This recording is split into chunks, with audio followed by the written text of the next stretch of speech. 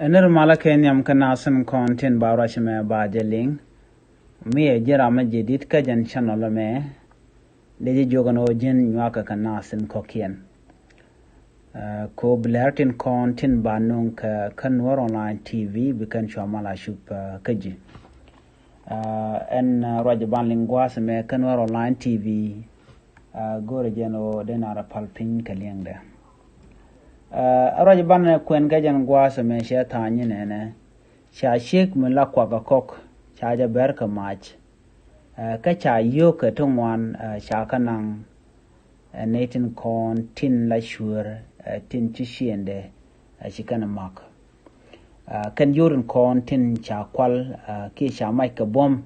cha la den wo shop ke kitni to korkel widian jandang baro cha kanang anitin kon tin chika kwal ka bom a jaro jadana bana kwen nan tama ka jan gwasame shikamen shalinga tay na gwasami shalad no shashik mite ka rundi jandang baro rundi janwan shika mate rundi janwan rundi janwan to ko rundi hafkada ki rundi kona da ko jan shika mo jen chaja bar kamach lote ka bon mi di mi tajek chaja la dono chaja nang dolwal an gwaz danan barjeten cha yo ka tishop ka kisne to koru de jan baro cha ka nang ne to kont la chu cha ka mai kaja kane tin mai ke che ga mo shala dono kan ke de ni ti jal ka mach ke radian tram kelten mi jal ka mach area moto ka rewecha ka torita ka equatoria jawra jama chaja kwen en chega mo la ko ga no kwang la ka ko ga baga ko na jen la nya ga mo ko jen ram la ko ke la ngwa la ka ko ga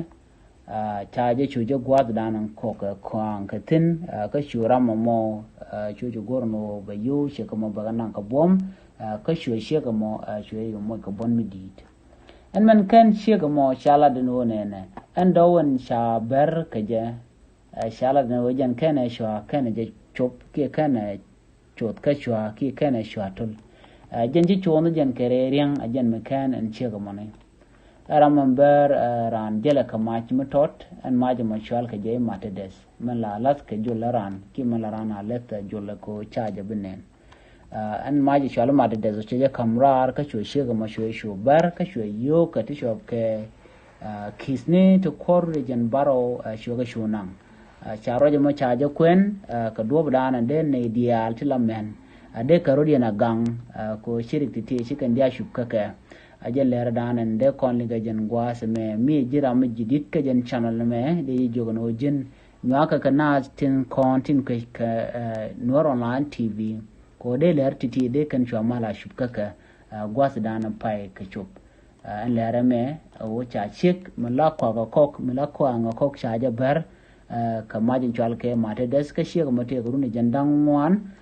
ka cha ja majut shop ke kisne to koru de jan baro South Sudanese pound jen le dande kon linga jan gwas me nywa ka ne tin kokien biata kamal bye bye